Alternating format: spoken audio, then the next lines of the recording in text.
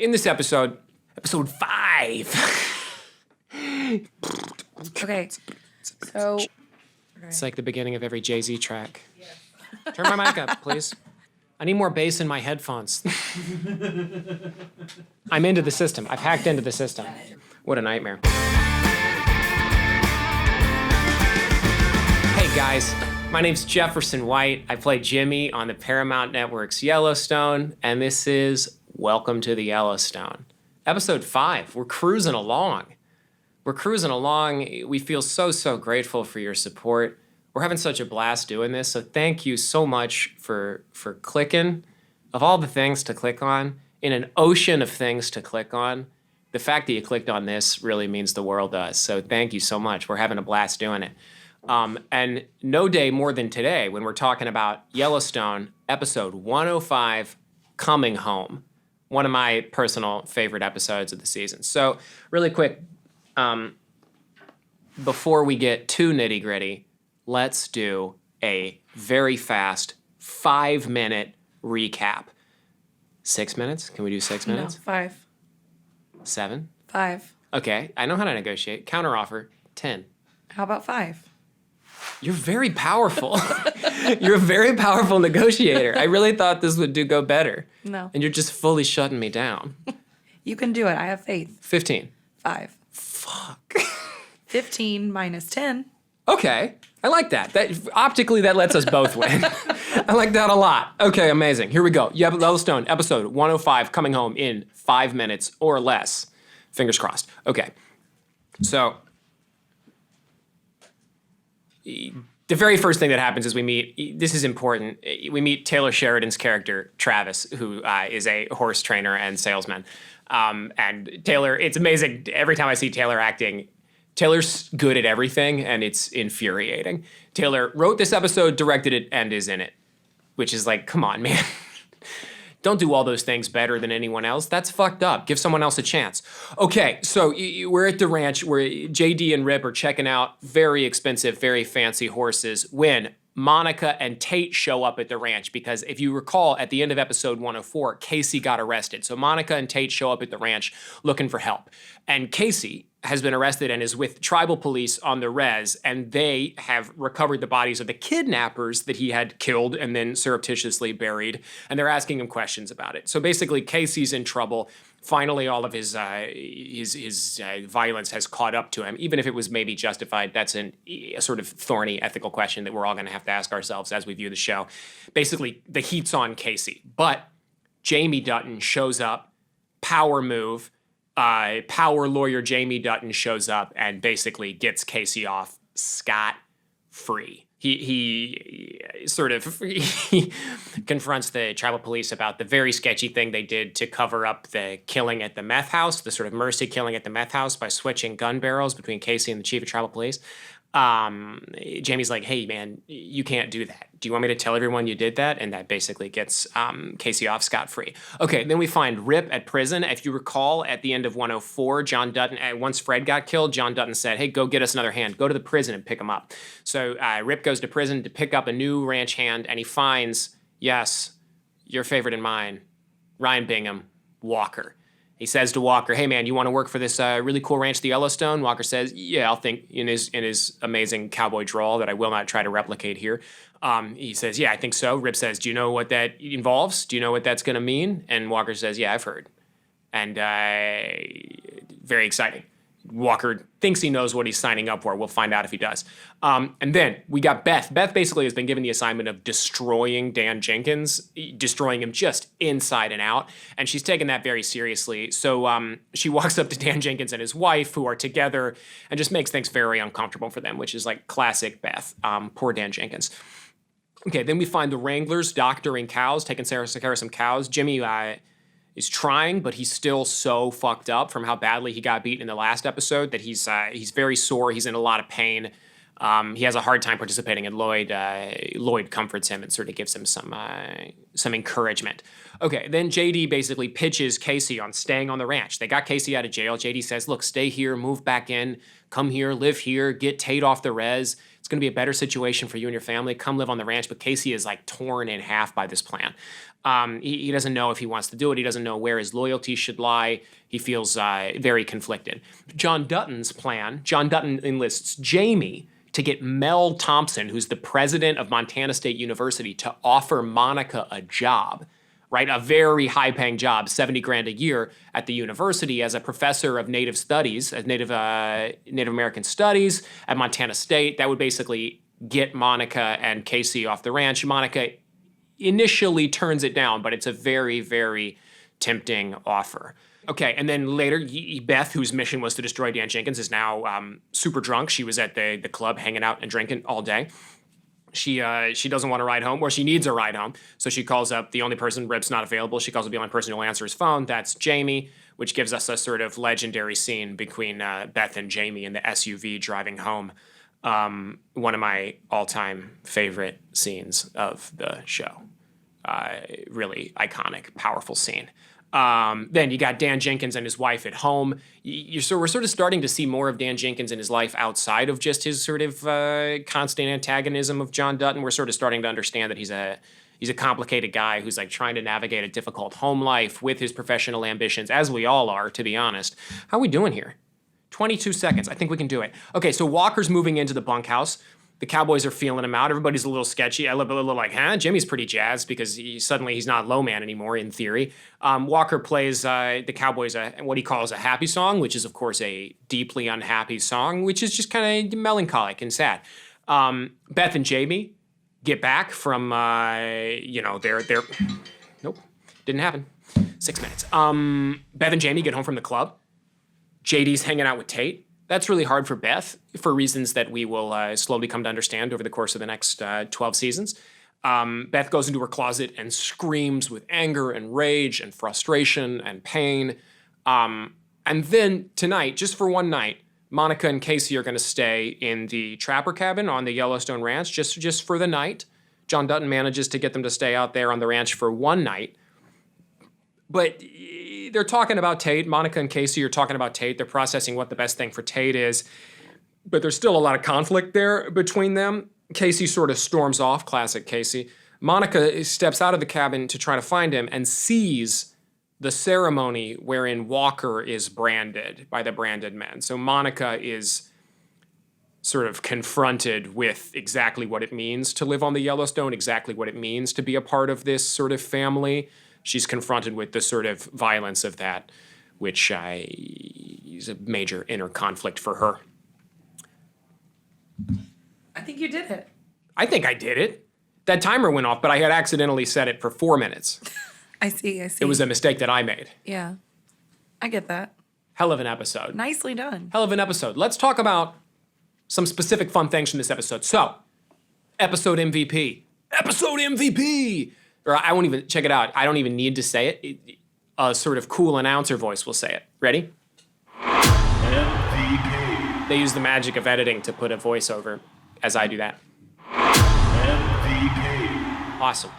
So episode MVP for this episode, it's got to be Walker. It's got to be Ryan Bingham. It's the first episode that we meet him. He plays that fucking song in the bunkhouse, which is just heartbreaking. It was the first time that I had ever sort of seen Ryan perform live. I loved his music, but it was the first time I'd been in the same room as him as he played. That guy is incredible. That's the episode MVP. My grandma's favorite line of the episode. Use editing to put that being said over me just looking cool at the camera. Ready? Awesome. Did you do it? It's done. It said it? It's done. Very cool. My grandma's favorite line of this episode, my grandma loves all the profanity on the show. She's always texting me saying, hey, could you get them to try to swear more? Could you just encourage them to try to swear just a little bit more? So my grandma's favorite line of this episode is when Jamie says to Beth, fucking asshole. My grandma's favorite line. She loves it. She loves it when they swear. That's her thing. She's a cool grandma. Okay. Some fun Easter eggs from this episode. Easter eggs. So Taylor Sheridan, in the first scene, who plays Travis, that guy wrote and directed every episode of season 1. Andy's in it. That's a Herculean task. Taylor is one of the best writers I've ever worked with, one of the best directors I've ever worked with, and one of the best actors I've ever worked with, all at the same time, which is just a staggering feat. it's incredible. And watching him act is so fun because he's an incredible actor. He's such a good actor, and I feel like I learned so much from watching him act too. And Tom Ferran's in that first scene. Tom Ferran is an incredible horse trainer as well. Okay, and then one more Easter egg for this episode. When Beth gets out of the club and she's drunk, the valet at the club who wants to take her keys is Eric Beck, and Eric is also an incredible writer who worked in the writer's room on the first 2 seasons of the show and wrote episode 209 later next season, which is one of my all-time favorite episodes. Eric Beck is an incredibly talented writer, and he plays that valet, and he's very funny doing that too. Fuck, everybody's so good at so many things, and I can barely do this thing. That's not true. Oh, thanks, Bria. I really laughed. I was like, and I can barely do this thing. And then you helped me. Thank you for saving me when I was drowning. Wow. Speaking of, Yeah. does anyone die in this episode? Oh, let's do an in memoriam. Does anyone die in this episode? I don't think anyone does die in this episode. Wow. I think there's lots of, like, little deaths. 1,000 tiny cuts. You know? I think a little, Jamie and Beth, something dies there, if it wasn't dead already. Between Beth and, I think when Beth sees JD and Tate, something in her dies, if it wasn't already dead. I think there's lots of tiny little deaths, so pour one out for the 1,000 tiny cuts that we all suffer on a daily basis as a result of the emotional trauma that's caught up in our family lives. There are many ways to die. That sounds like a line from Yellowstone. That's like a Taylor Sheridan line. There are many ways for a man to die. You should sneak that into season 4. Yeah, not really a Jimmy line. Jimmy's like, oh, I fell off the horse. Ow, my butt. There are many ways for a man to die. What do you think? It's a little too dignified for Jimmy. Okay, Jeff's favorite guest stars. Fucking Taylor Sheridan. That guy's an amazing actor. He's so good at acting. It's fucked up and unfair, I would say. And then in terms of Jimmy getting hurt, Jimmy gets hurt. This is an episode where Jimmy's hurt is all on the inside, you know? Jimmy's still dealing with this sort of emotional pain of the previous episode when he experienced so much physical pain, you know? Jimmy gets hurt. Okay, amazing. Brie, do you want to let's get some Instagram questions? What do you think? Let's do it. Okay. Kristen Hagen wants to know, what did you want to be when you grew up? Wow. I think the first thing I wanted to be when I grew up was a biologist of some kind. I loved animals. I do love animals. But when I was a kid, I was especially obsessed with frogs. They're my favorite animal. They still are.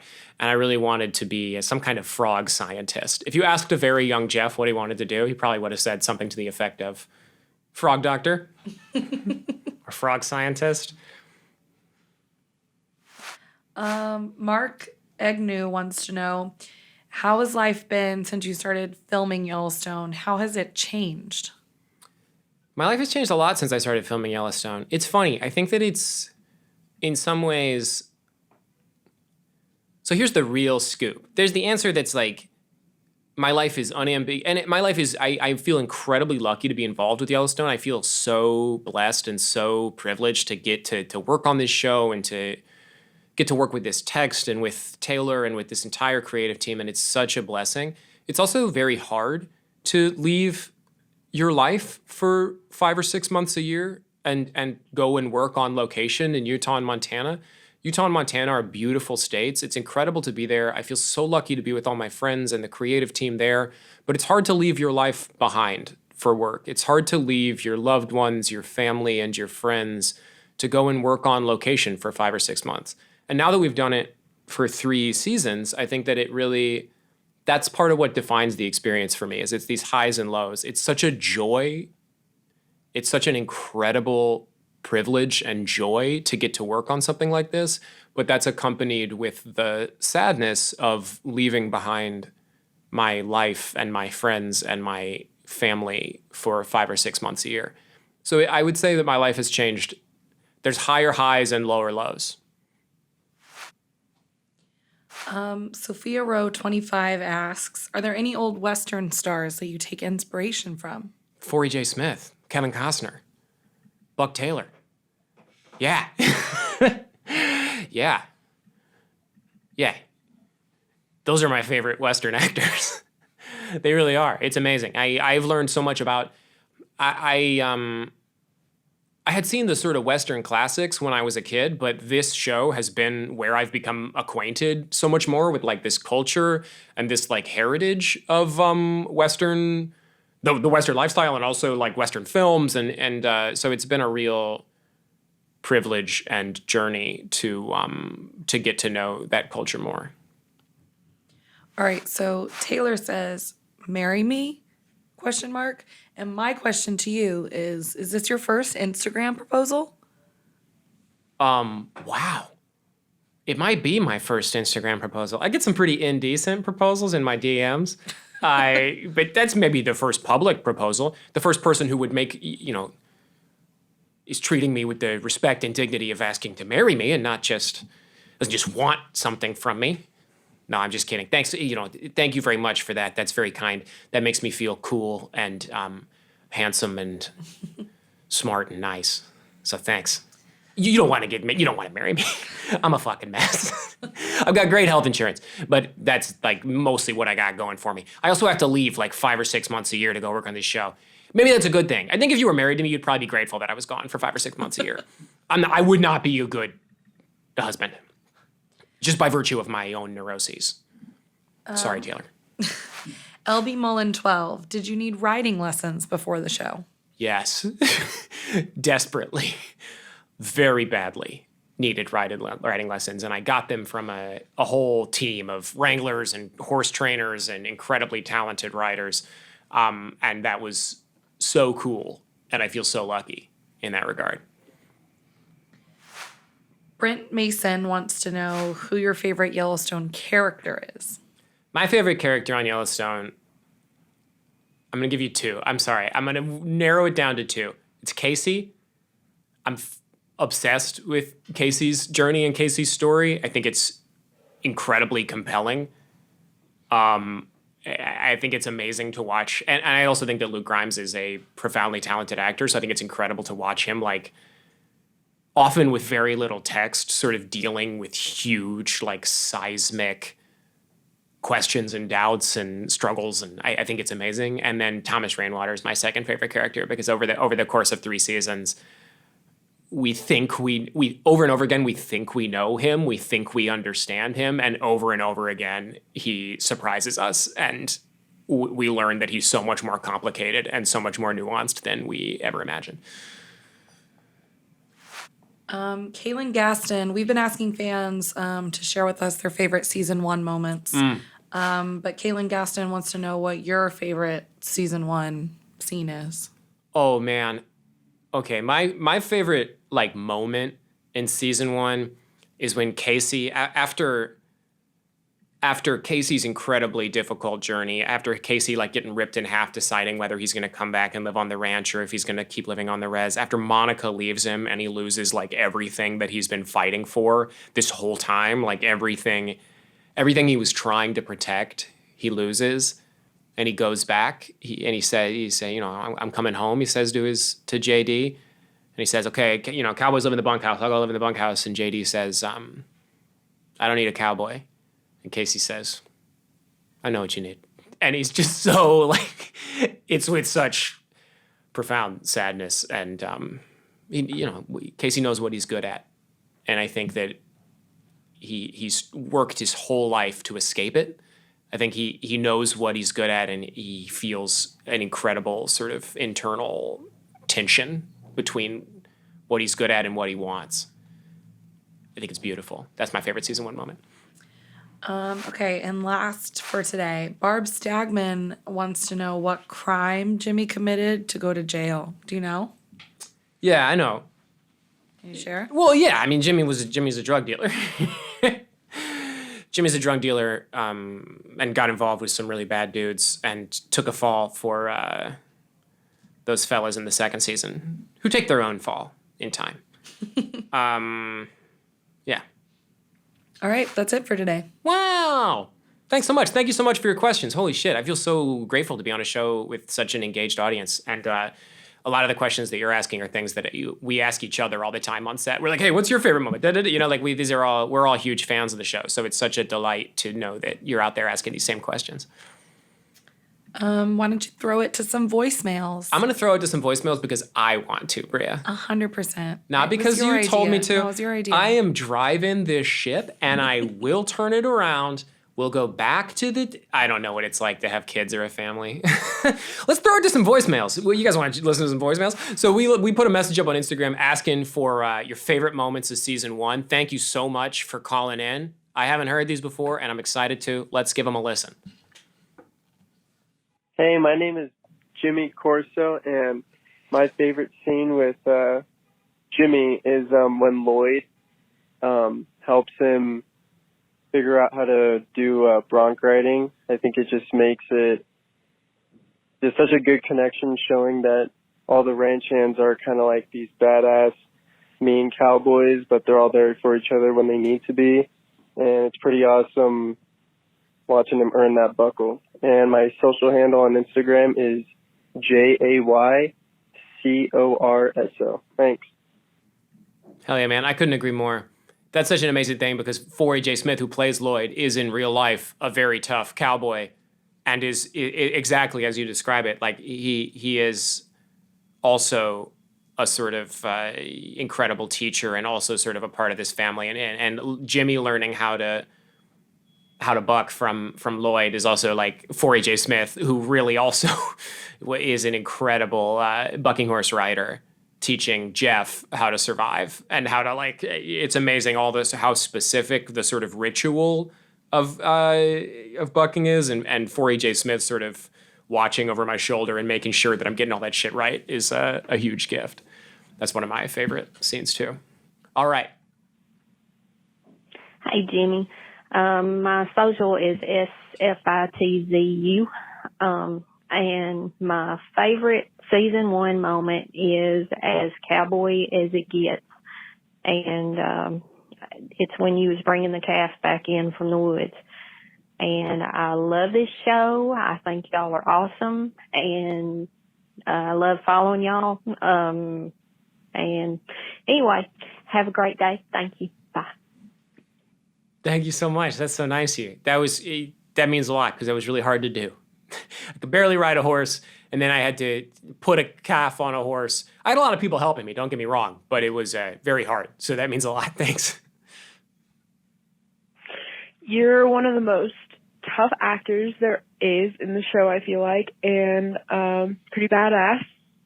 My name is Holly Cant. My Instagram username is cowgirl_cant_. And yeah. Thanks, Holly. That's really nice. One day I'll feel as tough as you've given me credit for. So thanks, Holly. That's very kind of you. Thank you. Yeah, this is Chance Sherman. I was just curious what it was like for you to be around all these guys like Jake and Lee that have actually ranched and cowboyed for a living. Thanks, bud. It's incredible, man. I've learned so much. This show has, for me, represented sort of getting to know this lifestyle and this culture in a way that I never would have otherwise. So I'm so grateful for it. And Jake Ream particularly has been so patient with me as I've asked him the dumbest fucking questions for 3 years now. So thanks, Jake. Just stupid fucking questions that if you knew anything about this shit would seem absurd, but I didn't know anything about this shit. So thanks to Jake and Ethan Lee and Sled Reynolds and everyone else who has been very patient with me and sort of taught me about this lifestyle as I've pretended to live it. Thanks, guys.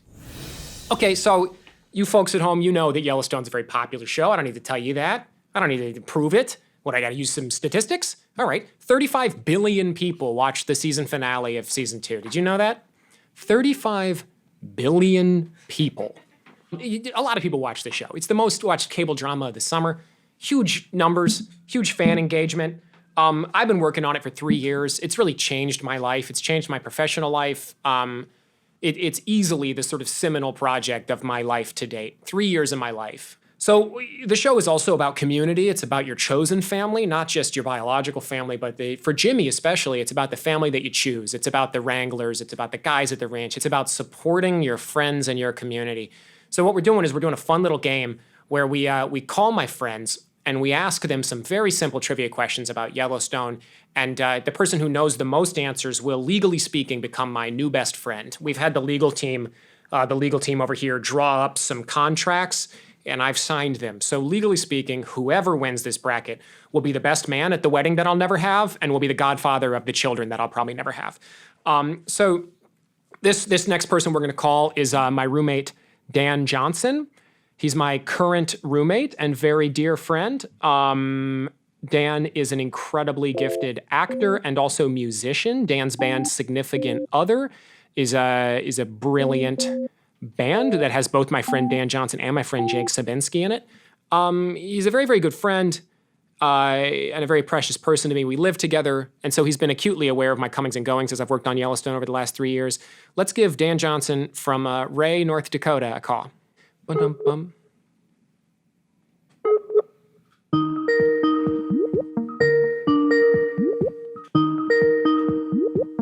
Hello. Hey, Dan, what's up, man? Not much.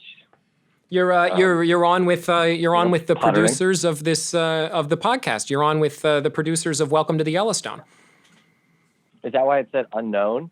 Yeah, exactly. We're calling you from the call is coming. Here's a fun little bit. So we're using one of Viacom's laptops, and this is the comedy laptop. This laptop is designated for comedy. Via comedy. Via comedy. Hey, don't give them these amazing branding tips for free, Dan. Don't just throw these great ideas that's true. away. Okay. You got to monetize that. I'll send an invoice. Yeah, exactly. Yeah. Bill them for it. So, Dan, I think that siren's on your end. Cool. Yeah. You and I, we live together.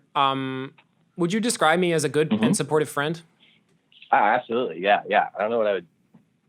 Yeah, honestly, I mean, I think we talked about this. I don't know what I'd do, without your friendship and your, general support. You let me, like you were the one that was like, hey, this room in my apartment's opening up, and it's like the fucking, oh, sorry, I swore. It's like the best apartment in New York that I've ever had. Oh man, I'm so glad. And this is the internet. You can fucking swear all you want, dude. It's the really? internet. Do you know how much That's great fucked to know. up weird shit is on the internet? Swearing is the least offensive thing on the internet. I haven't been looking. I mean, my parents don't really let me use the internet yet, so. That's better for your brain. Tell you what, man. So thanks for saying all those nice things about me. That's going to make this next part a little painful. So what we're doing is we're calling people and we're asking them 5 questions. And the questions they start very, very simple, and then they get a little more difficult. Oh, okay. Okay. And then based on who answers the most questions correctly, we're creating a little bracket, and the person who wins will, legally speaking, be my new best friend. Oh, okay. So this is it's an amazing opportunity to unseat Ben Vigas. It's an amazing opportunity to sort of prove. Ooh. Who Who else is in the bracket? Like Casey Worthington? Exactly. I don't know what order they'll air these phone calls in, so it's hard to say whether But the basic point is you've got a real chance to make your mark here. So are you ready for some questions? Okay. Yeah. All right, you're gonna knock this one out of the fucking park. What is Kevin Costner's name on Yellowstone? John Dutton. Dan, would you believe me if I told you that you were literally the first person to get that right? No way. Are you serious? Yeah, dude. Dutton Ranch. I'm not a total rube. Ben got Dutton. Ben managed to get Dutton right, but he couldn't get the first name. Okay, so you are fucking right now. You are destroying. Okay. Oh. Second question. What is John Dutton's youngest son's name? Casey. Yes. Oh my God, the warmth that I feel in my heart right now after 2 of the truly most discouraging phone calls I've ever made in my life. Oh, hell yeah. You are destroying. Okay, what is Casey's son's name? Sometimes. Okay, no, sorry. No. Wait, do a riff. Do a riff. We're doing riffs. Just sometimes you refer to them as the actors' names. So we talk about them. So sometimes I think that can that kind of gets confusing for me. But I think okay, is the little kid's name like Brecken? Brecken is the actor's name, so you're exactly proving the point that you were just making. That's partial credit. Do you know the character's name? I don't. But that's amazing. I refer don't to think- that. I refer to Brecken more as Brecken than as Tate. So you 100% get that. It doesn't mean that you've ever watched the show necessarily, but you do like listen to me in conversation, which is more than can be said for Ben or Casey. Okay, so that's great. What is my character's name, first and last, if you've got it? Jimmy Hurdstrom. Dan, the producers in the room are pumping their fists in victory. This is Excellent. This is incredible. So we're gonna go. It's gonna get a little tricky. What Okay, is all right. What is John Dutton's father's name? Whoa. Oh, man. I know he's only in Yeah. one episode. He's referenced sort of constantly, but he's only in one episode. John Dutton Sr.? Oh, Dan! So good. Do you hear this applause? Did I get it? You got it. This is a room full of producers applauding. The whole premise of this bit, the entire premise of this bit is that my friends and roommates don't watch Yellowstone, and you have single-handedly restored my faith in the human relationships that I've spent the last 5 years of my life developing. Oh, well, I'm glad I'm not embarrassing myself. 100% not. And it just puts it in that much more stark contrast how much Ben and Casey embarrassed themselves. Wow, Dan. Really good stuff. I mean, I'm tempted to ask more difficult questions just to deliberately stump you, but that seems like a cruel act at this point because you've done so well. Oh, thanks, man. That's great. I feel really good about that. Yeah. I'm really happy about the Brecken one. I thought that was like a pretty smooth one. Yeah, that was very good. Brecken Merrill. The character's name is Tate Dutton. Tate Dutton. Okay. Yeah. What's Tate's mom's name? Kelsey. Kelsey's the actor. Dan, that's incredible. Kelsey's the actor. You get full credit. You get full fucking credit. You clearly listen to me when I talk. That is so nice. Yeah, well, she's in that sketch too. So yeah. You're a legend, man. Thank you so much. Thanks, man. Dang, I can't watch the season 3 premiere. You know. Yeah, exactly. You're coming to LA with me for the season 3 premiere party if this thing goes well. The producers are signaling that they will pay for that. Thanks very much, man. I'll talk to you soon. Okay, Dan? Whew, yeah, that's great. I'm gonna have a great day now. Fuck yeah, dude. You deserve it. Yeah. I'm bringing home so much jerky from the craft services, dude. That's all I need. Hell yeah, That's all I baby. need. Jerky town. All right, talk to you soon, Dan. All right, love you, man. Bye. Love you too. Bye. Guys, we built a whole segment based on my friends disappointing me, and Dan Johnson with the 11th hour save. Incredible. He came through. He really came through. That was impressive. That was remarkable. Thanks, Dan. I feel uplifted now. I know. Did you guys see the light, the spark in my eye sort of come back after such a disappointing series of failures? Incredible.